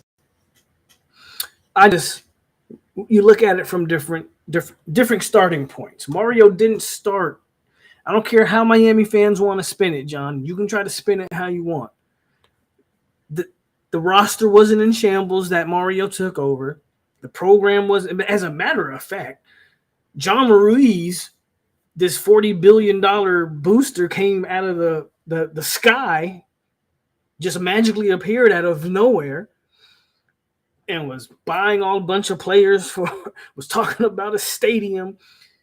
Mario came in with a bunch of hype, a bunch of support, a bunch of money behind him. Mike Norvell didn't start off with that.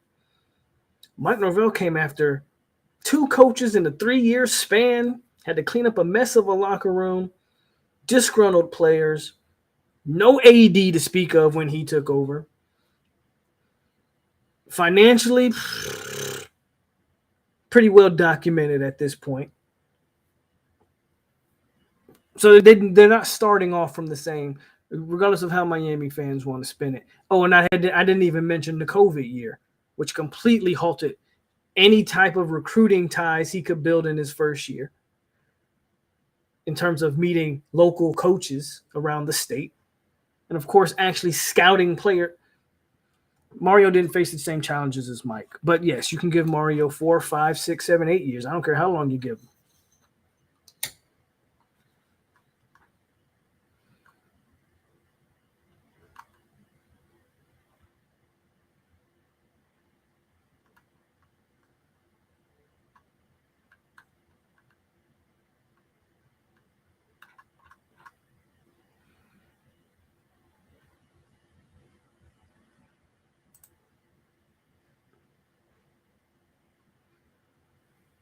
That's actually the crazy thing.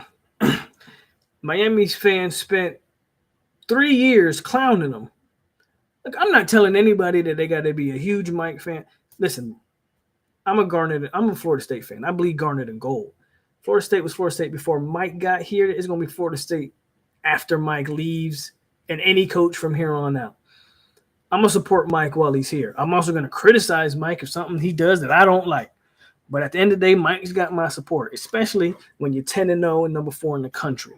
And especially when I see improvement, especially when I see things moving in the right direction, I can support that. But there's no coach, in my opinion, that's ever bigger than a program.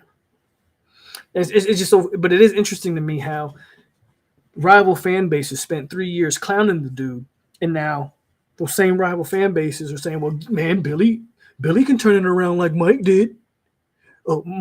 Give Mario a couple years like Mike got."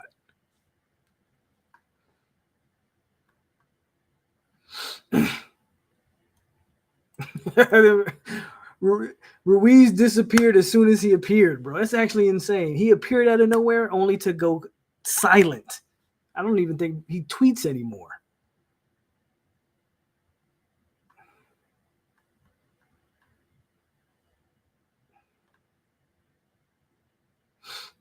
Don't even think he tweets anymore.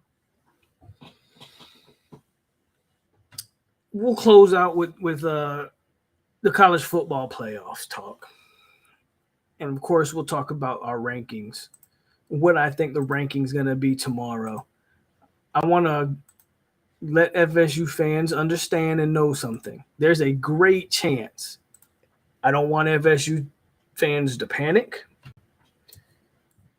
Y'all know I'm going to give my top 6 here in a minute. I don't want FSU fans to panic. Okay?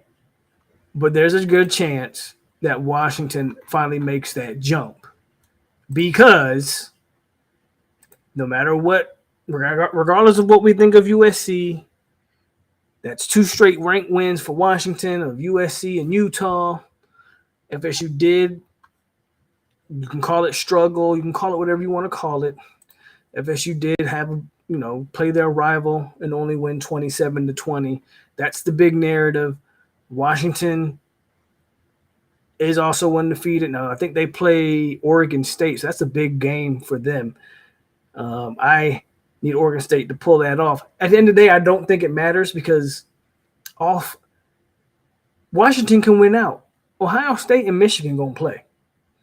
All Florida State got to do is take care of business. If Washington take care of business, then you got Georgia.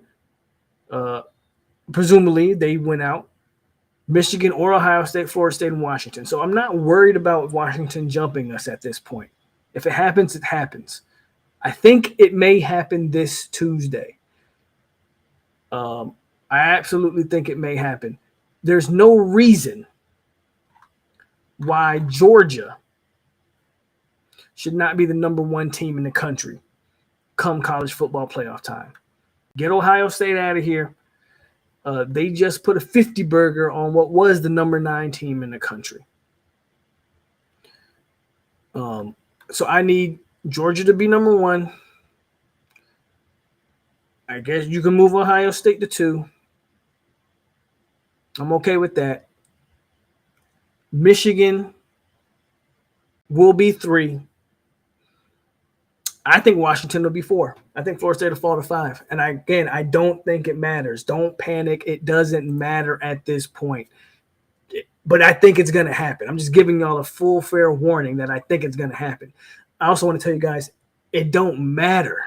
It doesn't matter in November where FSU's ranked. I know it's going to be a big talking point, and everybody's going to say the committee sucks and this is stupid. Doesn't matter. I expect tomorrow, though, Washington to be 4, FSU to drop to 5. That's just what I expect. If it doesn't happen, awesome. But that's just what I expect. Now I'm going to give you my top 6. First, what y'all talk about? No, I agree with Champs 99. Doesn't matter. As long as we went out, we good. Agreed.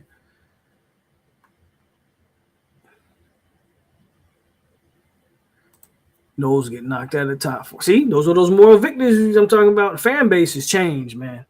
Absolutely disgusting fan base over there. Just pathetic stuff. Washington beat a better team than we did, but Washington struggled and trailed. Personally, I think the status quo holds. You may very well be right. The status quo may hold.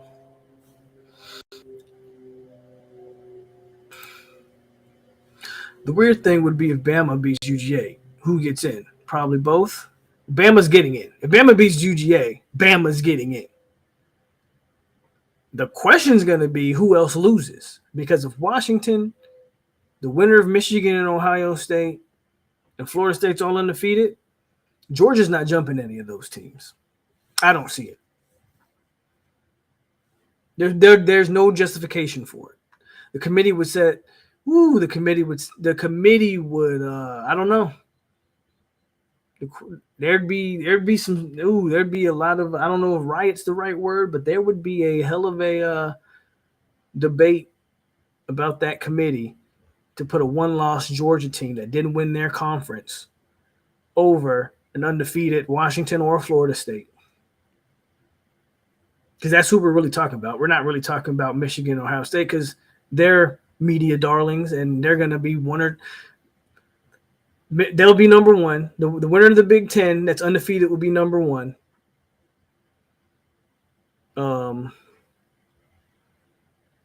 There's no situation that I think about it. There's no situation where you just can't do it. I just don't see it feasible that you could put in two SEC teams. 2 one-loss SEC teams over an undefeated ACC or Pac-12 team.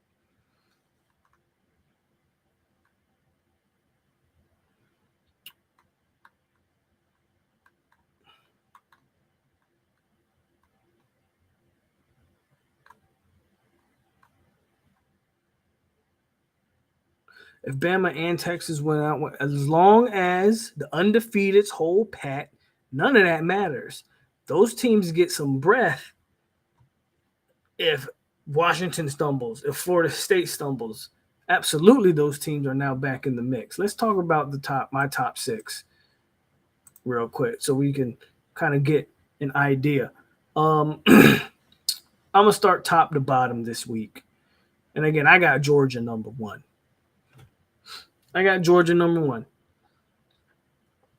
Schedule started off weak, but in the last 2 weeks, they've beaten a Missouri team that I think is actually a very good Missouri team that just waxed Tennessee this past weekend. I don't think Tennessee's that good, but they just handled business against Tennessee, and they put 50 on a one-loss Ole Miss team that beat LSU. For what it's worth. So I got Georgia number 1. I still got Florida State number 2. Still think Florida State has one of the better resumes they've played. I mean, FSU's just played tough team after tough team after tough team. FSU really hasn't had any weeks off, in my opinion. I mean, again, unlike a lot of these other schools, FSU hasn't played one FCS school. They are this weekend, and they've played all Power 5 schools with the exception of Southern Miss. FSU right now has played 8 straight ACC games. Duke was number 16, Duke. I think they're number 16 now. But I think Duke was top 15. Duke was top 15 or top 10. Someone correct me if I'm wrong when FSU beat them. So, and if Miami had not lost to NC State, there's that. But obviously they did. FSU sitting good. I like FSU at number 2 personally. Though I can still make a case for Ohio State at 2 because Ohio State still has that Notre Dame win and that Penn State win. Though those wins don't look as impressive as they once did. As this thing continues to evolve, some wins don't look as good as they once did. I do think Penn State showing that anytime they play a team that has a pulse, Penn State can't beat Michigan, can't beat Ohio State. Penn State just is what Penn State is at this point.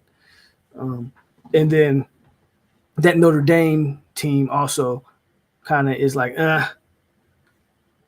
losing to Clemson. So I got Ohio State at 3. And then at 4, I go Washington. At 4, I go Washington. My top 4 is Georgia, Florida State, Ohio State, and Washington. Washington, they continue to win, man. Washington's beaten. Talk about ranked teams. You talk about resumes. If we just keeping it a buck, no bias involved. Oregon, USC, and Utah. I mean, Washington's beaten, and they're going to play at Oregon, the number 12 team in the country, in Oregon State. Washington has a resume, and they're beating ranked teams, solid ranked teams. Now USC, you call it what you want, but they're beating. Now they had their struggles with Arizona State, they had the struggles with Stanford, they had a struggle with Arizona, but they're beating ranked teams. Washington's got a better resume than Michigan. That's for damn sure. At number 5, I'm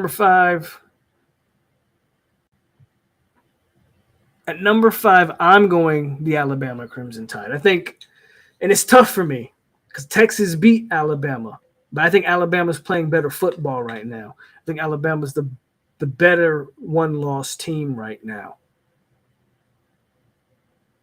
I want to put Texas there because Texas does have the head-to-head, and that should count.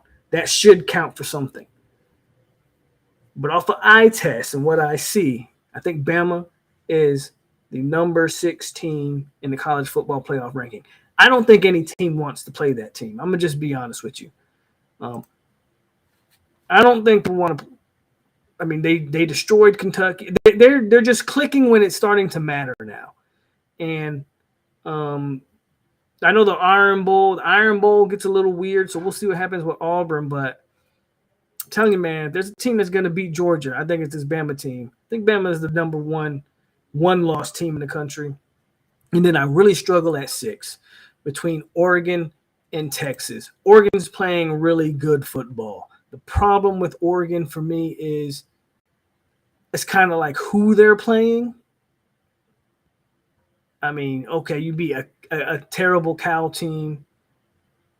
You beat a mediocre USC team. You did handle Utah on the road 35-6, which was impressive.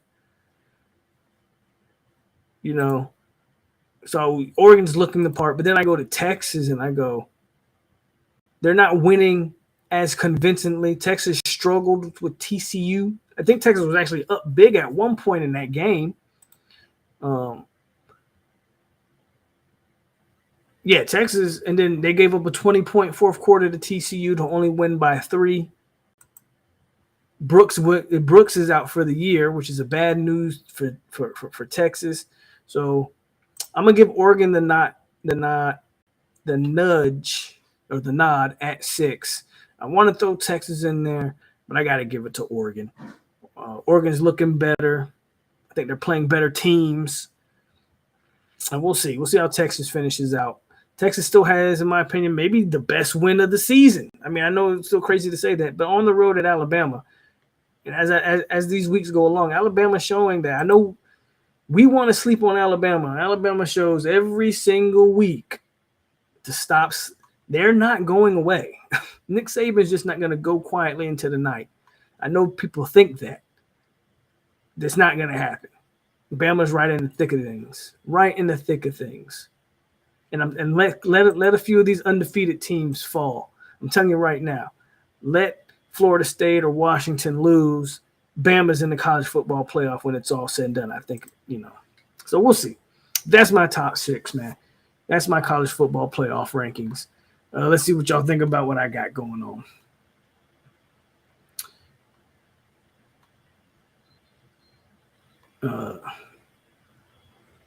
If they win out, they're in, period.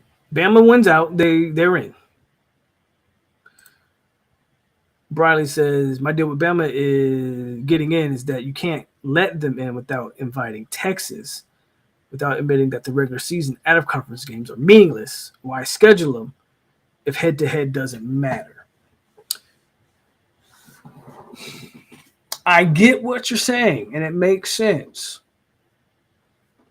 But the problem is It's no different than BCS or any of these other things, right? Yes, both have one loss, and Texas has the head-to-head win. But Bama's, now we start looking at the losses. Bama's loss is what is considered a good loss to Texas. I'm not sure Texas' loss is considered good anymore. I mean, Oklahoma ain't, they went on a 2-game skid, losing to Kansas and Oklahoma State. Oklahoma State, who, by the way, who just got mollywopped. Oklahoma State just got mollywopped by UCF. Weirdly enough, 45-3. I'm not so sure that Oklahoma loss is a good loss for Texas. The unfortunate part is, like with a lot of these teams, you control your own destiny. Once you lose a bad game, well, your destiny's out of your hands. And so the head-to-head matters if we're comparing. Here's the thing. The head-to-head matters if you're down to Texas and Alabama for that last spot. But if Bama beats Georgia in the SEC championship, that's the best win. Bama has a better win. Bama should get the nod. At least that's how I view it. And there's no exact science to it, right? But that's just how I view it. I think head-to-head matters if you're comparing the two. But if Bama's the SEC champion,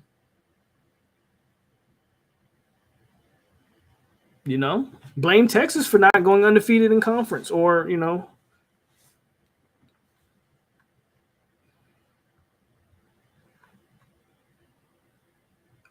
I could see it. I think Oregon State's got a good team. Where's Michigan? Down damn. Michigan's not in my top 6. They'll end up making the playoff, though. Eye test cannot trump games on the field. Again, I can't argue with that. I understand the talk. But and I've been a fan of Texas all year. I'm actually one of the few people that said Texas would beat Alabama. But Texas isn't looking like the same football team, man. I mean, I can only compare resumes, and I get the head-to-head stuff. But Alabama's on a streak of Tennessee, LSU, Kentucky, like 3 of those teams, top 20 teams. Right? You start comparing resumes. They ain't even got to go to eye test. Just compare the resume. And then you go to Texas. Texas hasn't, my bad, Kansas State. Texas has played one ranked team since their loss to Kansas State. So it's tough. Or their loss to Oklahoma, I mean. They beat Kansas State in a close one. But then Texas plays TCU, a 4-6 TCU, by the way. And you only beat them by 3. Like, I don't know, man. You start comparing resumes. I don't think Texas isn't looking like the same team. But I can't argue with the head-to-head. Like, I get it.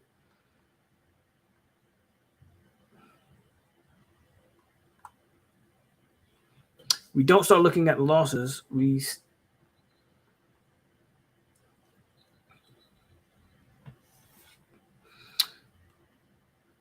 Looking at losses just allows you to make an excuse to do. Well, you got to compare entire resumes.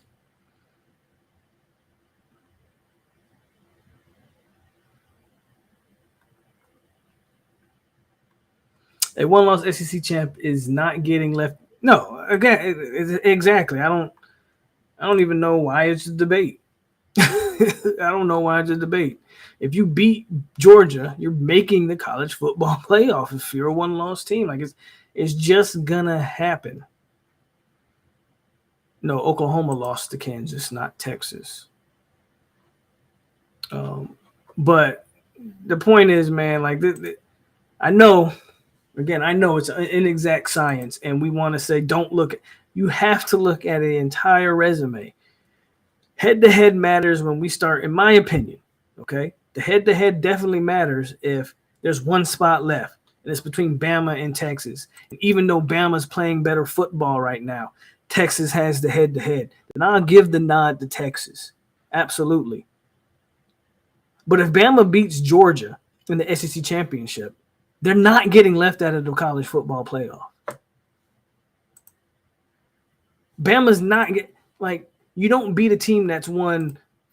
What has Georgia won? 30-something straight games.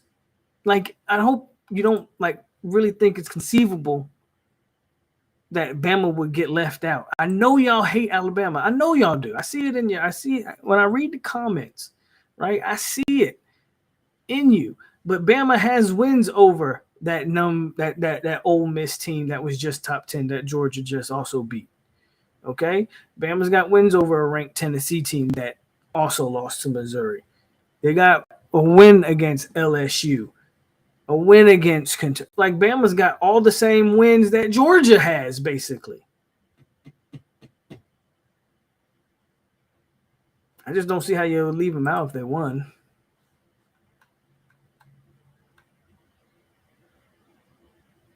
And if UGA wins that game, all this is a moot point.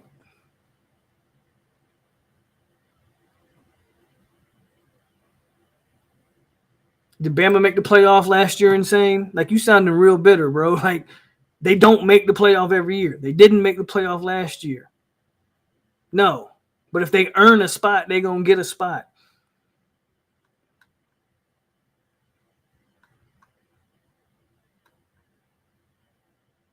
Because there's no exact science to it. And are there things that I don't like about what the committee does? Absolutely. Because I still don't understand Michigan's resume to have them ranked as high as they do.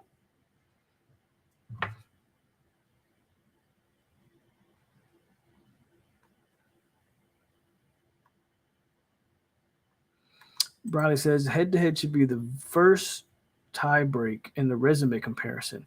There's no head-to-head. But this isn't the tie. I think where we're losing this, the arguments that are being made is Texas should get a nod over Bama if Bama beats Georgia. That's not a tie break. Texas, by winning the conference, by winning the arguably best conference in America, you can argue whether that's the case or not, but by beating the back-to-back national champion, undefeated Georgia Bulldogs, that's not a tie break. They would have played their way into the playoff. They have taken that spot. The tie break is everybody being equal, one spot left coming down between Texas and Bama. I'm with you there. In an unforeseen circumstance, for instance, if Georgia was to lose to Tennessee this weekend, now we're talking about something different. And Bama was to beat Georgia again, and let's say Ohio State, let's say Michigan, Florida State, and Washington. Now we have an argument. Obviously, Georgia's out of the mix. Oregon, Oregon, Texas, and Bama. Now they're all vying for that. Now that's an entirely different argument because there's 3 undefeated teams that have all secured their spot in the playoff spot. Georgia had already taken the L, so they're no longer the undefeated Bulldog national champions. They've already that win ain't as grand as it would have been if you beat them in the SEC championship for that lone win. That's how I view it anyway. Now that's a whole different in my viewpoint. If I'm comparing Texas, Oregon, and Bama for a last spot, you can have a legit case that Bama's automatically left out because Texas has the head-to-head. And now it comes down to who's had a better resume between Texas and Oregon. I'm not so sure Texas would even get that spot over Oregon. Not so sure. Maybe. But that's that's a head-to-head. But if we're just talking about Georgia's undefeated and Bama gets the win, man, Bama's in. It just is what it is. Bama's in.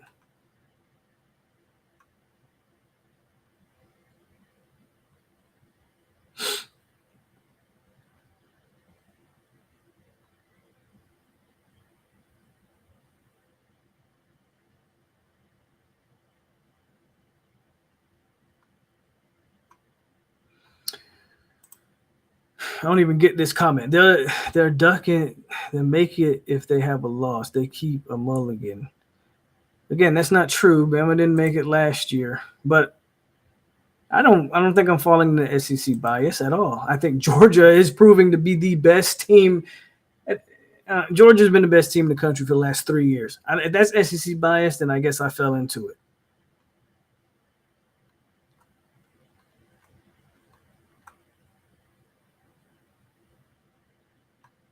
Someone's going to drop out of the top 4, absolutely.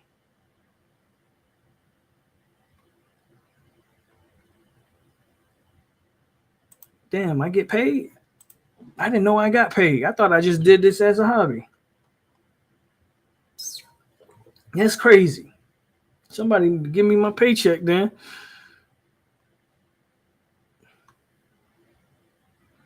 Bama doesn't take the #1 spot by beating UJ unless the bias gets. Come on, bro. You can't call Georgia bias. Like I'm all for this whole notion that there's an SEC bias. I actually agree with that. There's an SEC bias, but Georgia hasn't lost a game in 3 years. How is that a bias? That is a fact. There's no bias weight in that. I know we're Florida State fans and blase. There's no bias in that. There's no bias that. There's no bias in that. Zero. Zip. Nada. No bias. Georgia hasn't lost in 3 years. You beat Georgia and you're a one-loss team. Unless Bama loses another game, they're in. That's not biased. I don't see how that's biased. Maybe I'm just crazy. I don't know. Maybe I'm wrong. Maybe there is a bias there.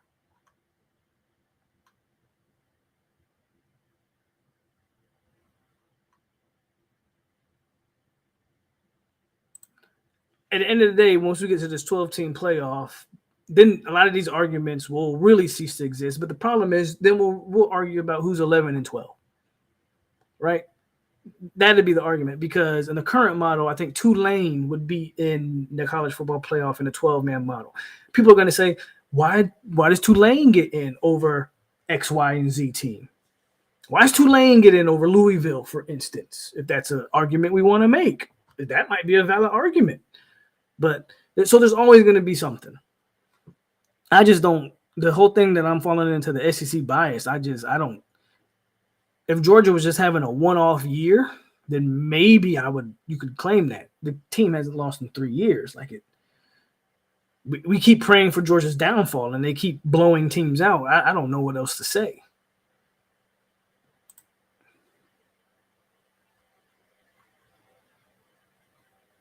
YouTube don't pay me nothing, bro. I got 2,000 subscribers. I'm sorry. They don't cut me a check. The only money I get is from the great people that donate to me. And I appreciate every donation I get, but YouTube don't give me nothing. I don't have 1 million subscribers, bro. I wish I did. If YouTube paid me a check, I'd do this full time. I do this as a hobby. It's okay though.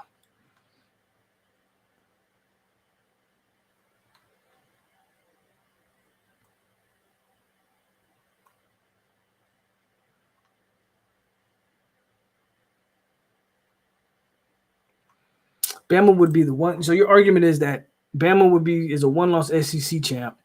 So the Big 12, we're assuming Texas would also be the one-loss Big 12 champs, and that the problem is there's only 4 playoff spots, and there's 5 Power 5 conferences. Someone's going to get left out, and your argument is because Texas has the head-to-head, is that Texas should get the nod. Again, I can't necessarily argue that, because I do believe that the head-for-head should count. It's just I don't. The better wins, start coming to fruition. But I get it, right? I get it. But Oregon would have a case in that situation too. So, I just don't see a situation where Alabama's not getting left out of that. Maybe that is SEC bias then, if you want to break it down like that. Maybe that's exactly what that is.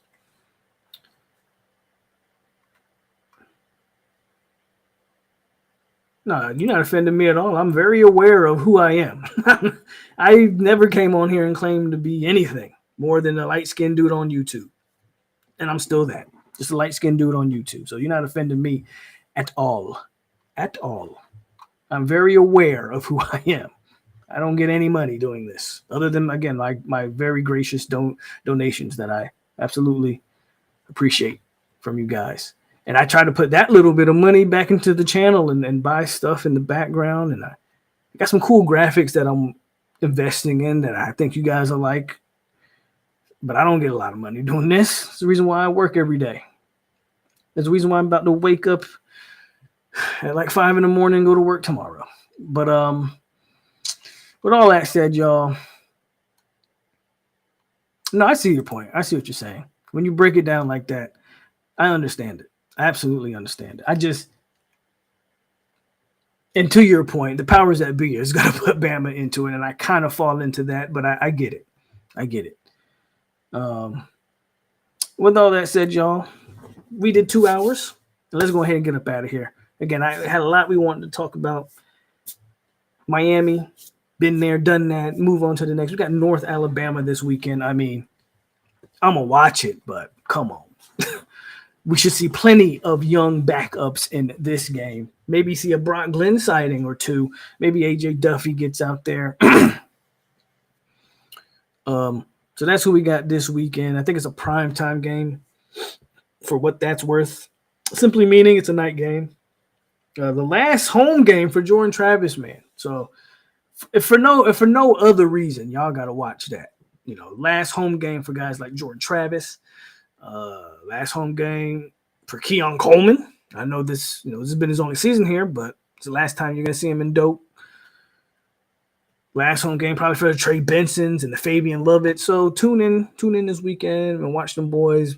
Again, put 60 to 70 on Northern Alabama as they get ready for the Gators, man. That's gonna be the game. We can end an undefeated regular season potentially by beating the Gators. But as always, man, y'all hit the like button on the way out if you didn't hit on the way in. Subscribe to the channel if you're new. Give me some more subscribers so I can get all this money insane mob think I get. Please subscribe to the channel, share the video, and get them likes up so I can get some of this money. I could damn sure use it. So y'all help me out with that so I can get some of this money. And as always, man, I'm going to get on up out of here and get ready to lay it down. Y'all have a good rest of y'all night. As always, man, this your boy POLK over here on 863 Seminole TV. Stay classy, Seminoles, and we are out here. Go Noles.